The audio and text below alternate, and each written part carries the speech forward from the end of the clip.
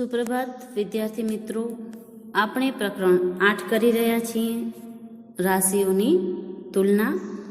એમાં હવે આજે આપણે જે છે એ ટકાવારી જે છે એ ખરીદી અને વેચાણ સાથે શું સંબંધ ધરાવે છે એ જોઈશું. પછી એમાં જે નફો છે એ ટકાવારીમાં કેવી રીતના શોધવામાં આવે છે, ખોટ થઈ હોય તો એ નફા ટકાવારીમાં કેવી રીતના શોધવામાં આવે છે. આ ઉપરાંત ટકાવારી જો તમને આપેલી હોય તો એના આધારે પડતર કિંમત કેવી રીતના શોધવામાં આવે છે, એટલે કે ખોટની ટકાવારી આપેલી હોય, નફાની ટકાવારી આપેલી હોય તો એના આધારે તમે કોઈ પણ વસ્તુની પડતર કિંમત કે વેચાણ કિંમત જે છે એ કેવી રીતના શોધો છો એ જોઈશું. તો હવે આપણે કરશું પ્રકરણ 8 રાશિઓની તુલના. પ્રકરણ 8 રાશિઓની તુલના. એમાં સ્વાધ્યાય 8.2. એમાં આજે આપણે કરશું પ્રશ્ન નંબર 6. ટકાને દશાંશ અપૂર્ણાંકમાં ફેરવો અને અપૂર્ણાંકમાં ફેરવી તેનું અતિ સંક્ષિપ્ત સ્વરૂપ લખો. જે ટકા તમને આપેલા હોય એને દશાંશ અપૂર્ણાંકમાં કેવી રીતના ફેરવવાનું અને અપૂર્ણાંકમાં ફેરવી અને પછીનું અતિ સંક્ષિપ્ત સ્વરૂપ કેવી રીતના લખવાનું એ આજે આપણે જોઈશું. આમાંથી હું તમને 2 દાખલા કરાવીશ, પહેલો અને બીજો. સી અને ડી છે એ તમારે ગૃહ કાર્યમાં કરવાના છે.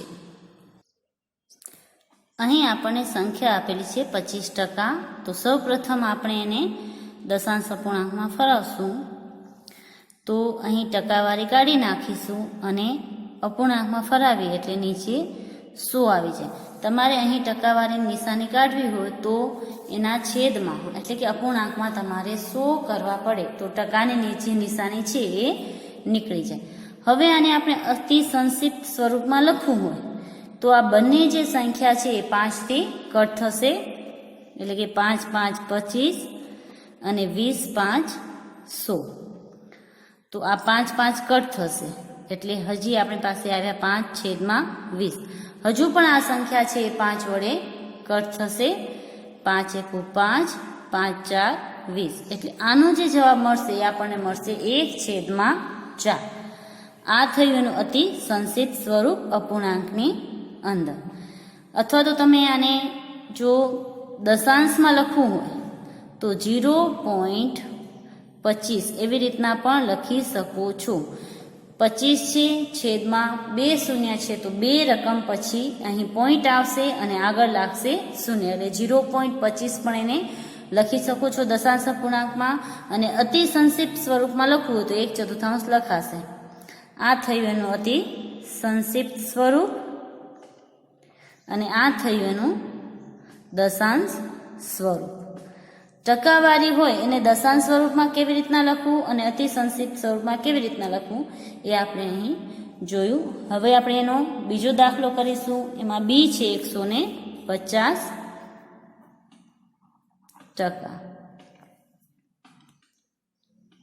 તો અહીં આપણે જવાબમાં કરીશું 150/100 અને ટકા છે એ નીકળી જશે. હવે સૌપ્રથમ આપણે એને અતિ સંક્ષિપ્ત સ્વરૂપમાં લખીએ તો આ 0 0 કટ થાય એટલે આપણે મળ્યા 15/10. હવે બંને છે એ 5ના આંકની અંદર આવશે. 5 તેરી 15, 5 2 10 એટલે 5 5 કટ થઈ જશે એટલે 3/2 મળશે આપણે અતિ સંક્ષિપ્ત સ્વરૂપ, જે આપણે અપૂર્ણાંકમાં મળ્યું.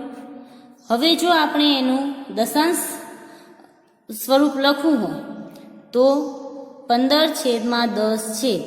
અહીં છેદમાં 1 શૂન્ય છે તો આપણે પાછળથી એક સંખ્યા ગણી અને પોઈન્ટ મૂકવાનું એટલે અહીં આવશે 1.5. આ થશે એનું દશાંશ સ્વરૂપ. તો આવી રીતના જે છે એ તમે પ્રશ્ન આપેલા હોય, કોઈ પણ ટકાવારી આપેલી હોય તો એને તમે અપૂર્ણાંકમાં દર્શાવી અને એનું અતિ સંક્ષિપ્ત સ્વરૂપ પણ લખી શકો છો અને દશાંશ સ્વરૂપમાં પણ લખી શકો છો. હવે એમાં સી અને ડી છે તમારે ગૃહ કાર્યમાં કરવાનો છે. ટકાવારી આપણે રકમમાં તો જોઈ. હવે આપણે જે ટકાવારી છે એ વસ્તુના ભાવ સાથે શું સંબંધ ધરાવે છે એ આપણે જોશું. એટલે કે તમે વસ્તુનું ખરીદી કરો અથવા તો વેચાણ કરો કોઈ પણ વસ્તુનું તો એનામાં ટકાવારી છે એ શું સંબંધ ધરાવે છે એ આજે હવે આપણે અહીં શીખીશું. તો એના માટે સૌપ્રથમ જે છે એ આપણે નફો અને ખોટ કેવી રીતના શોધાય, પડતર કિંમત એટલે શું, વેચાણ કિંમત એટલે શું, એની માહિતી મેળવીશું. અને પછી એના આધારે આપણે વસ્તુના ભાવ સાથે જે ટકાવારી છે એ શું સંબંધ ધરાવે છે એ શીખીશું.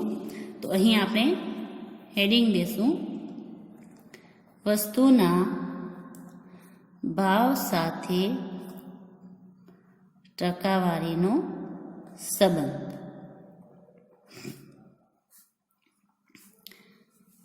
આ સમજતા પહેલા આપણે વસ્તુની ખરીદ કિંમત એટલે શું. તો ખરીદ કિંમત, જેને આપણે ટૂંકમાં ખકી પણ કહેવામાં આવે છે. ખરીદ કિંમત એટલે કે જેટલી કિંમતમાં આપણે વસ્તુ ખરીદી હોય એને ખરીદ કિંમત કહેવામાં આવે છે. દાખલા તરીકે હું 5,000 રૂપિયામાં સાયકલ લઈશ તો 5,000 છે એ સાયકલની ખરીદ કિંમત કહેવાશે. ખરીદ કિંમત એટલે જે કિંમતે આપણે વસ્તુ ખરીદીએ છીએ એને એની ખરીદ કિંમત કહેવામાં આવે છે. એવી જ રીતના વેચાણ કિંમત, જેને આપણે ટૂંકમાં વેકી કહીએ છીએ, એટલે કે વેચાણ કિંમત, કે કોઈ પણ વસ્તુ આપણે વેચીએ અને એની જે આપણે ઉપજ મળે, રકમ મળે, એને એ વસ્તુની વેચાણ કિંમત કહેવામાં આવે છે. એટલે ખરીદ કિંમત એટલે જે વસ્તુ આપણે ખરીદી હોય એ કિંમત, અને વેચાણ કિંમત એટલે જે વસ્તુએ આપણે વસ્તુ વેચી હોય એ.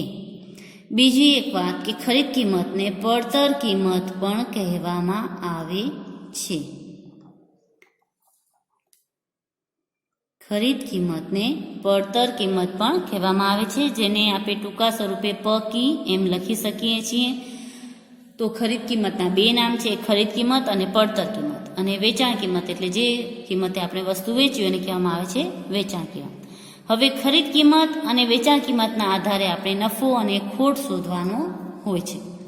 તો નફો આપણને ક્યારે મળે? કે જ્યારે વેચાણ કિંમત વધુ હોય.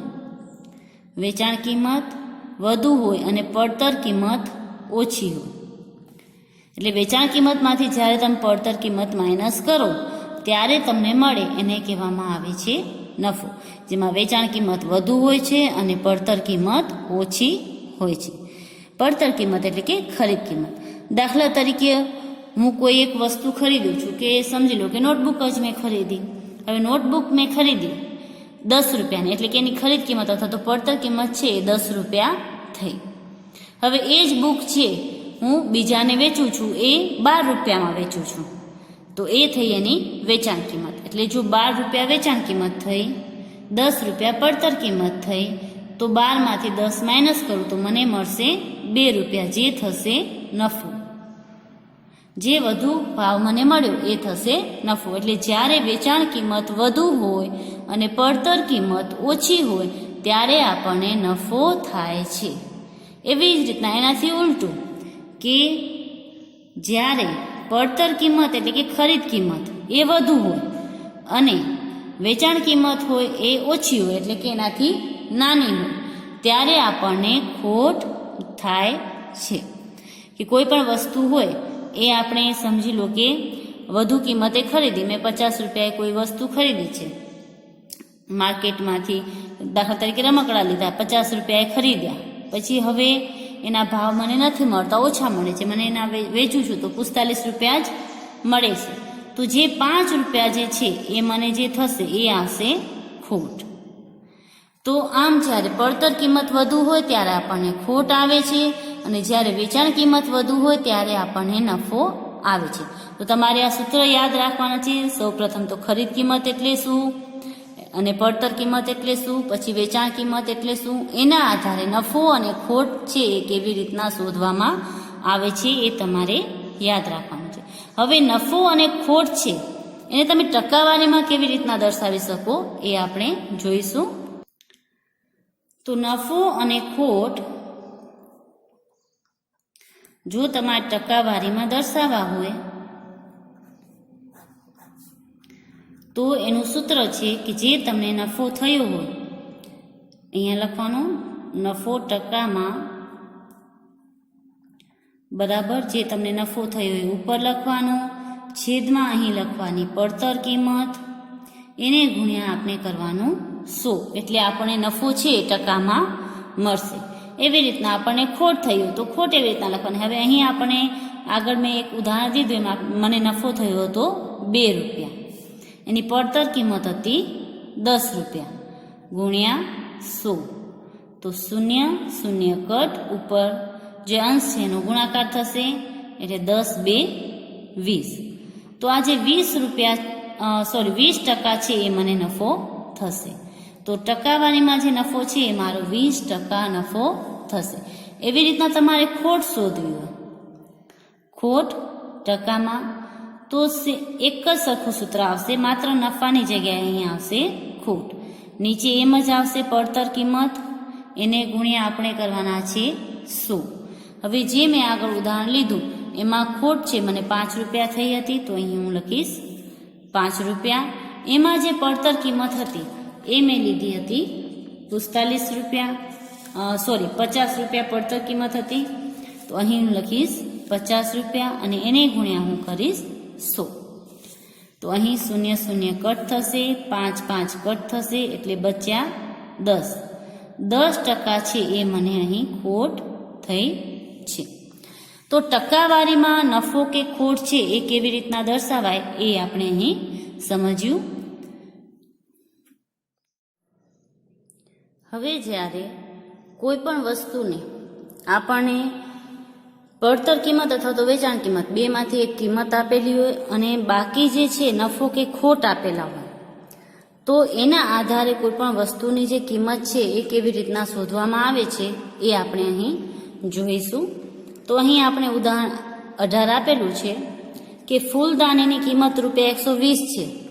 જો દુકાનદાર તેને 10% ખોટ સાથે વેચે છે તો તેની વેચાણ કિંમત શોધો. અહીં આપણને ફૂલદાનીની પડતર કિંમત આપેલી છે 120 રૂપિયા અને એની ખોટ આપેલી છે કે 10% ખોટ જાય છે, તો એની વેચાણ કિંમત કેટલી હશે. તો આ જે દાખલો છે એને તમે બે રીતના કરી શકો છો. સૌપ્રથમ તો 120ના 10% કરો.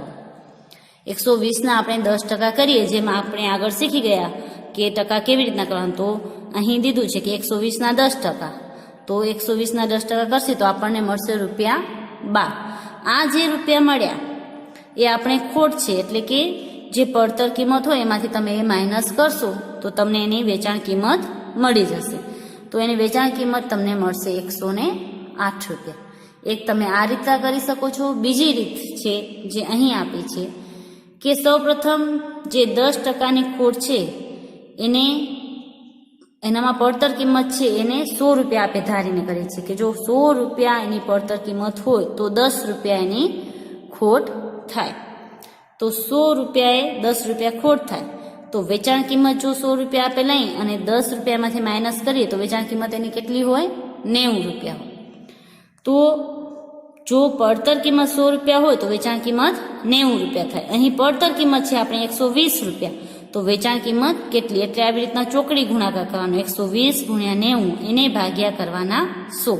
એટલે અહીં તમને ડાયરેક્ટ જે વેચાણ કિંમત છે એ મળી જશે. તો તમે આ રીતે પણ કરી શકો છો અને આ રીતે પણ કરી શકો છો.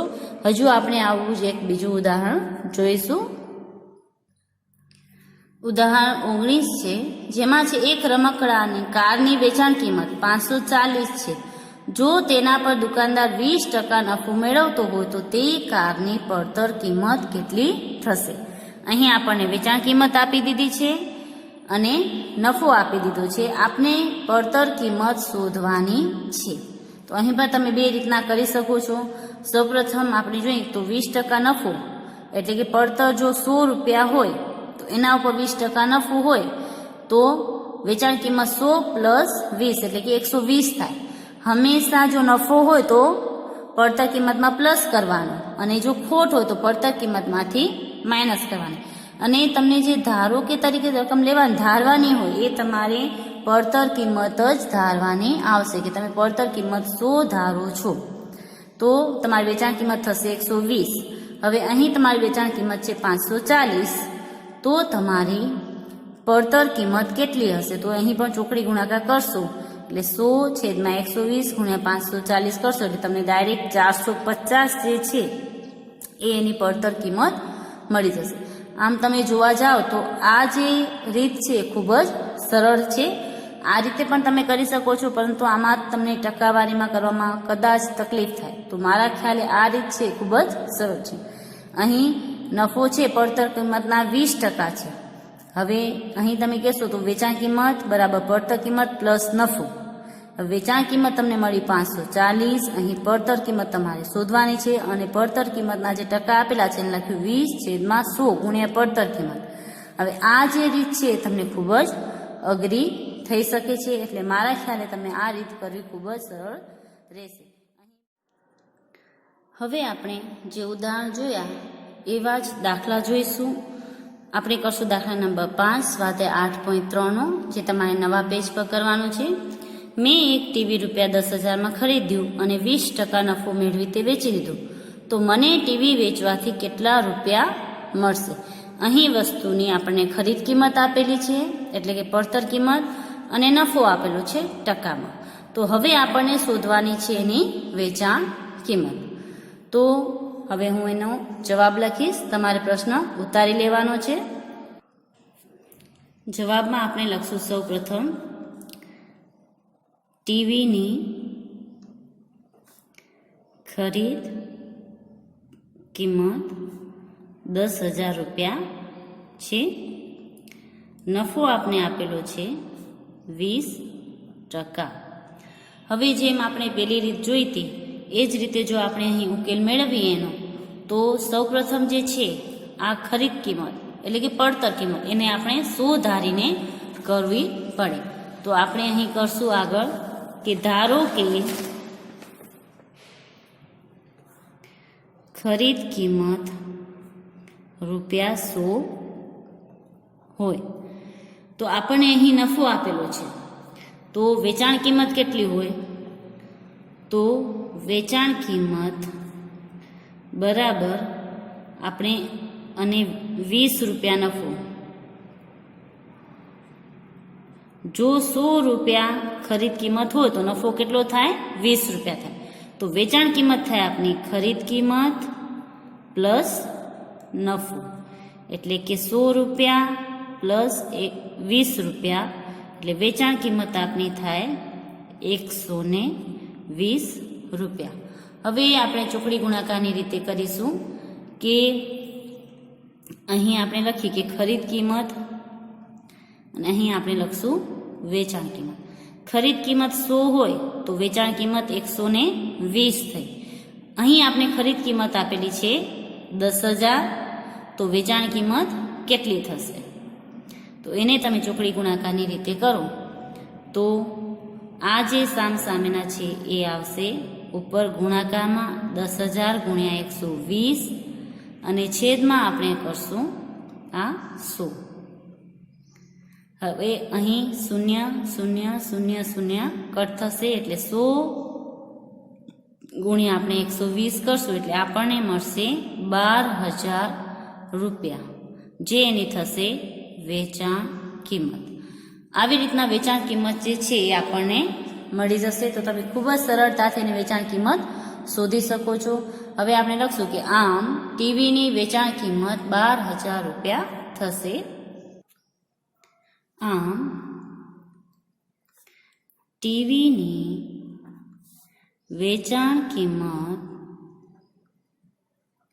12,000 રૂપિયા થશે. આ થયો એનો જવાબ. હવે આપણે કરશું પ્રશ્ન નંબર 6. પ્રશ્ન નંબર 6 આપણો છે કે જુહીએ એક વોશિંગ મશીન ₹13,500માં વેચ્યું, તેને 20% ખોટ ગઈ, તો જુહીએ વોશિંગ મશીન કેટલા રૂપિયામાં ખરીદ્યું હશે?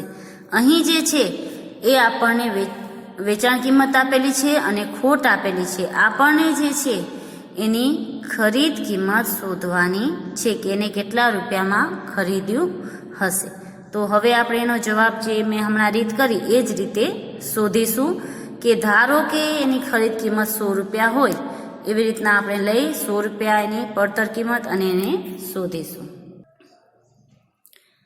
જવાબ આપણે કરશું 6.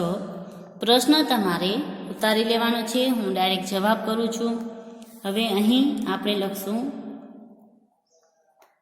વોશિંગ મશીનની વેચાણ કિંમત 13,500 રૂપિયા છે ને ખોટ છે એ 20% છે. હવે આપણે પડતર કિંમત એટલે ખરીદ કિંમત શોધવાની છે એની, બરાબર, કેટલી છે એ શોધવાની છે. તો આપણે ધારો કે ખરીદ કિંમત 100 રૂપિયા હોય અને ખોટ 20 રૂપિયા હોય. જે ટકા હોય એને આપણે રૂપિયામાં કરી નાખવાના જ્યારે આપણે ખરીદ કિંમત 100 રૂપિયા ધારીએ ત્યારે. હંમેશા જો તમે ખરીદ કિંમતને 100 રૂપિયા ધારો ત્યારે જેટલા પણ ટકા હોય એ રૂપિયામાં આવી જાય. 10% હોય તો 10 રૂપિયા થાય, 15% હોય તો 15 રૂપિયા થાય. તો અહીં ખોટ છે 20% છે એટલે ખોટ થશે આપણી 20 રૂપિયા. તો એની વેચાણ કિંમત કેટલી થાય? તો વેચાણ કિંમત થશે ખરીદ કિંમત માઇનસ ખોટ.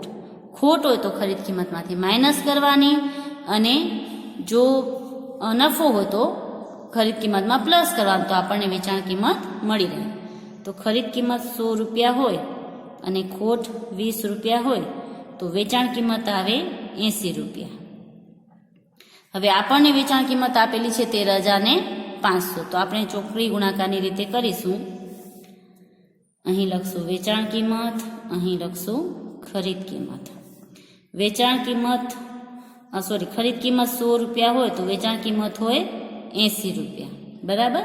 તો અહીં આપણે વેચાણ કિંમત આપેલી છે 13,500. તો આપણે એના આધારે ખરીદ કિંમત શોધવાની છે. ચોકડી ગુણાકાર કરીએ તો જે બે સામસામેની રકમ છે એ ઉપર આવશે, અંશમાં 100 ગુણ્યા 13,500 છેદમાં આપણા આવશે 80. હવે આપણે આને કટ કરવાના છે. તો 0 અને 0 કટ કરીએ. હવે અહીં છે 1350 ને અહીં છે 8. અહીં આપણે કરશું 2 થી કટ તો 4 2 8. આને 2 થી કટ કરશું તો 2 6 12 થશે. 1 શેષ 2 7 14, 1 શેષ 2 5 10, 675 આવશે. હવે 4 અને 100 છે એ કટ થાય, 25 ચોક 100 થાય એટલે અહીં આપણને મળશે 25. હવે નીચે જે છે છેદમાં એ બધી સંખ્યા કટ થઈ ગઈ છે. તો ઉપરની અંશનો આપણે ગુણાકાર કરશું. 25 ગુણ્યા આપણે કરશું 675 એટલે આપણને જે સંખ્યા મળશે એ મળશે 16,875 રૂપિયા. તમે અહીં સાઈડમાં ગુણાકાર કરી શકો છો. હવે આપણે આમ લખશું કે આમ જુહી એ વોશિંગ મશીન છે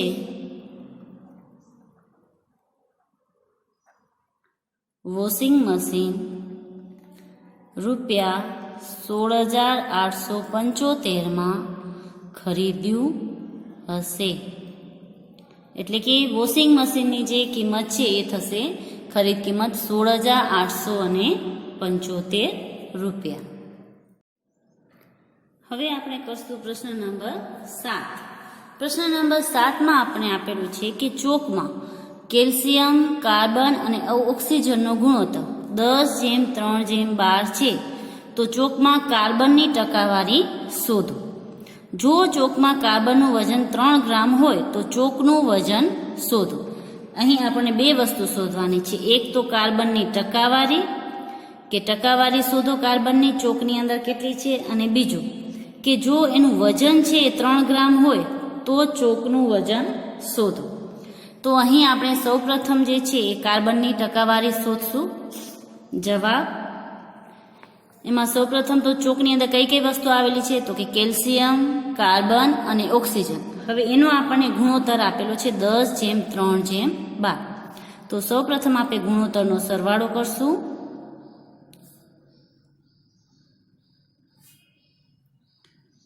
એટલે 10 + 3 + 12 એટલે આપણને મળશે 10 ને 3 13 + 12 એટલે 25 મળશે.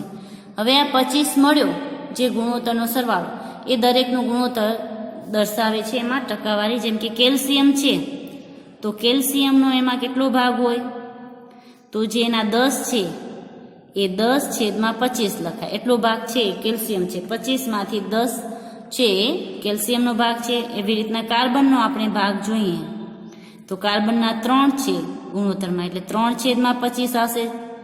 બધાની છેદની અંદર 25 જ આવશે જે આપણે અહીં લખ્યા છે. અને ઓક્સિજન છે તો ઓક્સિજનનો એની અંદર કેટલો ભાગ છે તો 12/25 આટલો જે છે એ ઓક્સિજનનો ભાગ છે. એની ટકાવારી 12ની છે. એટલે આ જે છે ગુણોત્તર એને તમે ટકાવારીમાં પણ દર્શાવી શકો છો.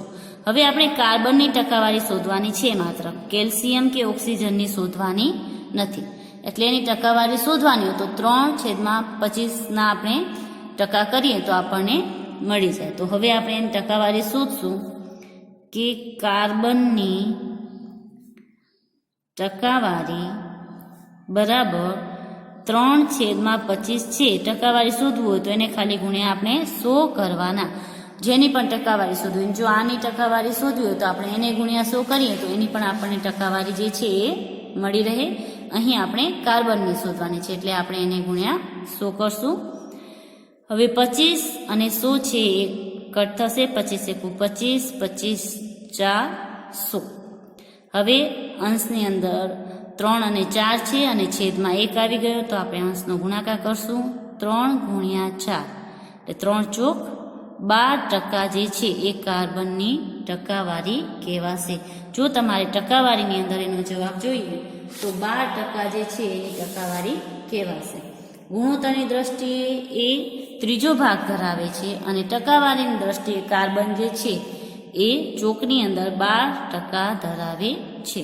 તો અહીં આપણે લખી શકીએ કે કાર્બન ચોકમાં 12% ભાગ ધરાવે છે. હવે આપણે આગળ બીજું શોધવાનું છે કે જો કાર્બનનું વજન 3 ગ્રામ હોય તો ચોકનું વજન કેટલું હશે, બરાબર. તો હવે આપણે બીજો પોઈન્ટ છે એનો શોધશી. આ પ્રથમ પોઈન્ટ શોધ્યો, હવે બીજો પોઈન્ટ શોધશું કે જો કાર્બનનું વજન 3 ગ્રામ હોય તો ચોકનું વજન શોધો. હવે કાર્બનનો ભાગ કેટલો છે 12%. 12% જો 3 ગ્રામ થતું હોય તો જે આપણે 100% છે એ કેટલું થશે. આપણને શોધવાનું શું કે 12% જે છે એ 3 ગ્રામ હોય તો 100% કેટલું. તો આપણે અહીં લખશું કે જો 12% 3 ગ્રામ હોય તો 100% કેટલું થાય. અહીં પણ આપણે આમ 24 ચોકડી ગુણાકારની રીતે જે છે એ કરી શકીએ છીએ. તો 100 ગુણ્યા આપણે 3 કરશું ઉપર, છેદમાં આવશે આપણા 12. અહીં આપણે 3 ચોક 12 એવી રીતના કટ કરી શકશું. 4 ગુણ્યા આપણે આ કરશું તો અહીં આવશે 25 ચોકું 100. એટલે હવે છેદમાં કાંઈ છે નહીં, અંશની અંદર આપણે આવે 25 એટલે 25 જે ગ્રામ છે એ ચોકનું વજન હશે. તો આવી રીતના આપણે ચોકનું વજન પણ શોધી શકીએ છીએ. તો હવે આપણે લખશું જો કાર્બનનું વજન 3 ગ્રામ હોય તો ચોકનું વજન 25 ગ્રામ હશે. આ થયો આપણો પ્રશ્ન નંબર 7નો જવાબ. હવે આ સ્વાધ્યાયમાં એક નવો ટોપિક છે સાદું વ્યાજ. એના વિશે આપણે સમજીશું. સૌપ્રથમ તો સાદું વ્યાજ એટલે શું? તો સાદું વ્યાજ એટલે આપણે જ્યારે બેંકમાં પૈસા રાખીએ ત્યારે બેંક આપણને જેટલા સમય માટે પૈસા રાખ્યા હોય એટલા સમયનું જે વ્યાજ આપે એને સાદું વ્યાજ કહેવામાં આવે છે. તમારા જે મમ્મી પપ્પા હોય એ બેંકમાં પૈસા રાખી આવ્યા, ઉદાહરણ તરીકે 10,000 રૂપિયા રાખી આવ્યા. હવે 10,000 રૂપિયા એ 2 વર્ષ રહીને કે 3 વર્ષ રહીને લેવા જાય તો એને 10,000 ની ઉપર બીજા વધારાના પણ રૂપિયા મળે, 800 રૂપિયા કે 900 રૂપિયા કે 2,000 રૂપિયા કે બીજા વધારાના મળે. તો એ જે વધારાના મળે છે એને સાદું વ્યાજ કહેવામાં આવે છે. તો આપણે સાદું વ્યાજ સમજતા પહેલાં એની અંદર જે વસ્તુનો ઉપયોગ થાય છે, જે રકમ, એ સમજીશું. તો સૌ પ્રથમ સાદું વ્યાજનું જે સૂત્ર છે એ તમારું છે I બરાબર P ગુણ્યા R ગુણ્યા T છેદમાં 100. હવે જે આ સૂત્ર છે એનો આપણે સમજૂતી મેળવીશું. અહીં I છે, I એટલે સાદું વ્યાજ થશે. પછી P છે, P એટલે થશે તમારું મુદ્દલ, કે જે તમે પૈસા રાખો છો એને કહેવામાં આવે છે મુદ્દલ, એટલે કે પ્રિન્સિપલ, એનો શોર્ટ ફોર્મ થાય P. પછી R એટલે થાય તમારી ટકાવારી, અથવા તો અહીં કહી શકો તમે વ્યાજનો દર, જે હંમેશા ટકામાં જ દર્શાવેલો હોય છે. વ્યાજનો દર જે ટકામાં હશે, રેટ એટલે એને R કહેવામાં આવે છે. T એટલે સમય, કે તમે કેટલા સમય માટે એ રાખશો, સમય, ટાઈમ, જેને ઇંગ્લિશમાં કહેવામાં આવે ટાઈમ, એટલે એના માટે આપણે લીધો T, કે તમે જે પૈસા રાખો છો બેંકમાં એ કેટલા સમય માટે રાખશો, 1 વર્ષ માટે, 2 વર્ષ માટે, 3 વર્ષ માટે, કેટલા સમય માટે રાખો છો. તો આ જે છે એ તમારું સાદું વ્યાજનું સૂત્ર છે. અને 100 આપણે જે આ ટકા આપીએ છીએ નીચે કરવામાં આવે R છેદમાં 100, એટલે ટકા જે છે એ નીકળી જાય અને સાદી રકમ આપણે લખી શકીએ. જેમ કે અહીં ટકા આપેલા હોય તમને કે 5%. હવે 5%ને તમને અપૂર્ણાંકમાં લખવા હોય તો તમને 5 છેદમાં 100 કરવા પડે. એટલે અહીંથી ટકાવારીની નિશાની કાઢવા માટે છેદમાં 100 કરવામાં આવે છે. તો સાદું વ્યાજનું આ સૂત્ર છે. I એટલે સાદું વ્યાજ, P એટલે મુદ્દલ, કે જે તમે પૈસા બેંકમાં મૂકો છો એ. પછી R એટલે વ્યાજનો દર, તમને વ્યાજનો દર કેટલો મળશે એ. અને T એટલે કે સમય, એટલે કે તમે કેટલા સમય માટે પૈસા રાખવા માંગો છો. હવે એવું જરૂરી નથી કે તમને અહીં સાદું વ્યાજ જ શોધવાનું હોય. સાદું વ્યાજની જગ્યાએ તમને ટકાવારી પણ શોધવાની આપી શકે, અથવા તો સમય પણ શોધવાનો આપી શકે, અથવા તો મુદ્દલ પણ શોધવાની આપી શકે. તો આ જ સૂત્રનો ઉપયોગ કરીને તમે એ શોધી શકો છો. આ જ સૂત્રને તમારે ફરાવવાનું રહેશે. કેવી રીતના ફરાવવાનું? તો જો સાદું વ્યાજ શોધવું હોય તો તમે I બરાબર P ગુણ્યા R ગુણ્યા T છેદમાં 100 કરો છો. હવે એની જગ્યાએ તમને R શોધવાનું દે, કદાચ કે R શોધો, તો R શોધવાનું હોય તો એનું સૂત્ર શું થશે?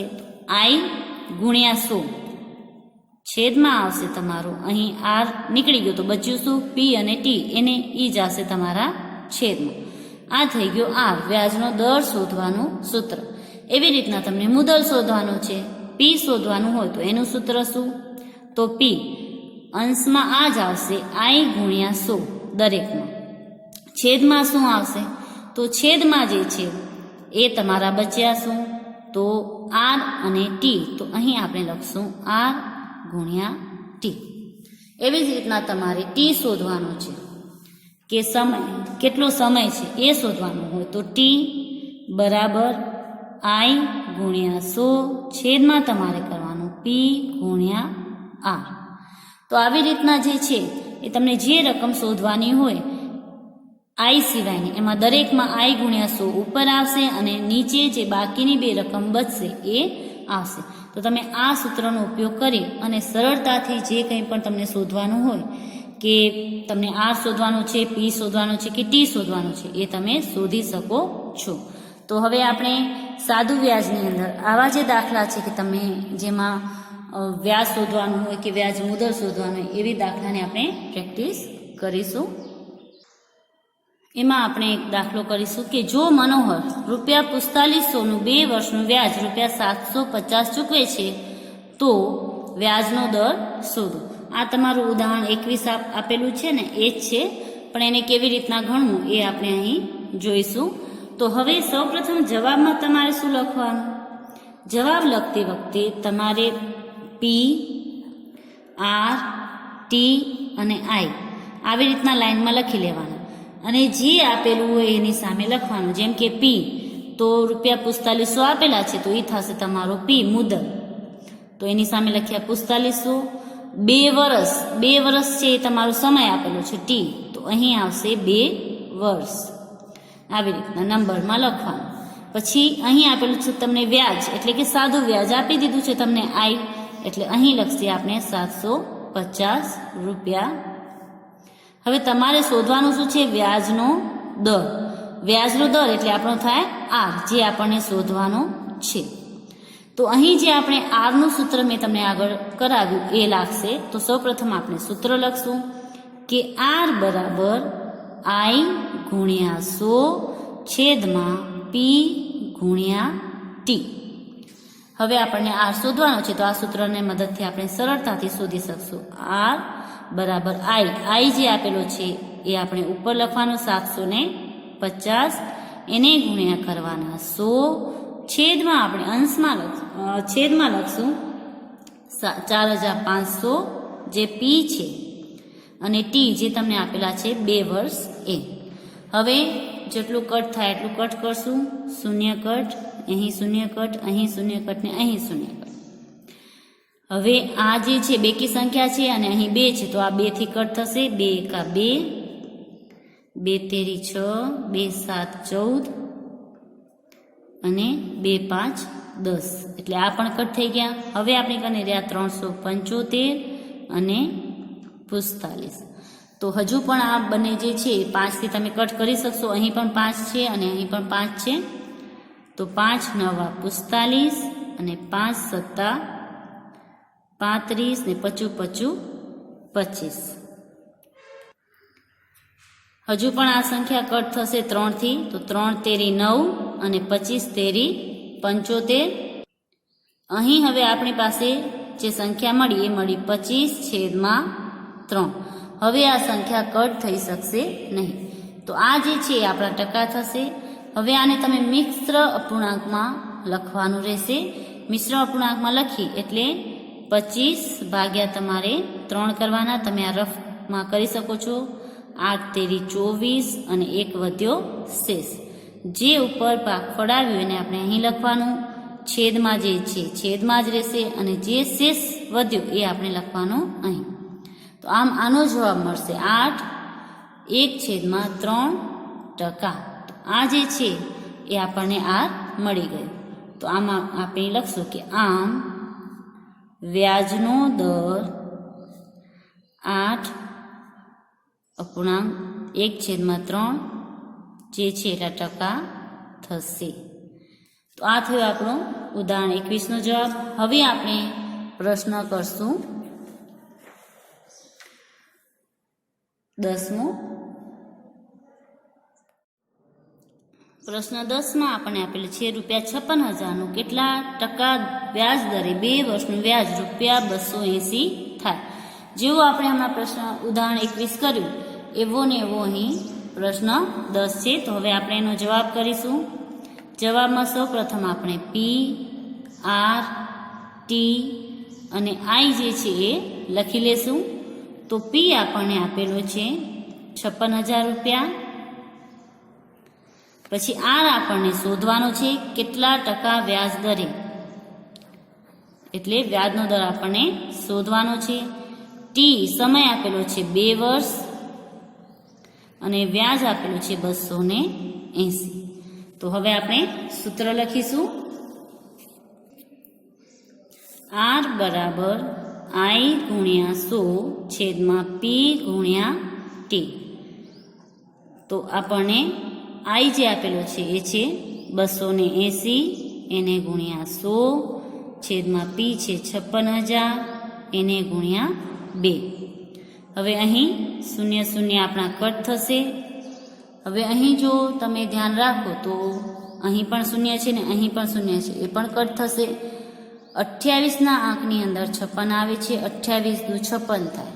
તો 28 એકુ 28, 28 2 56. એટલે આર જે છે આપણને મળશે ઉપર આવ્યો 1 અને નીચે 2 ગુણ્યા 2 એટલે 1/4 જે છે એ આપણને મળશે આર. અહીં તમે 1/4% પણ લખી શકો છો અને એને જો પોઈન્ટમાં કરવું હોય તો 0.25% પણ કરી શકો છો. બંને જવાબ તમારા સાચા હશે. 1/4% પણ તમારો સાચો પડશે અને દશાંશમાં દર્શાવશો 0.25% તો એ પણ તમારો જવાબ સાચો હશે. હવે આપણે કરશું દાખલા નંબર 11.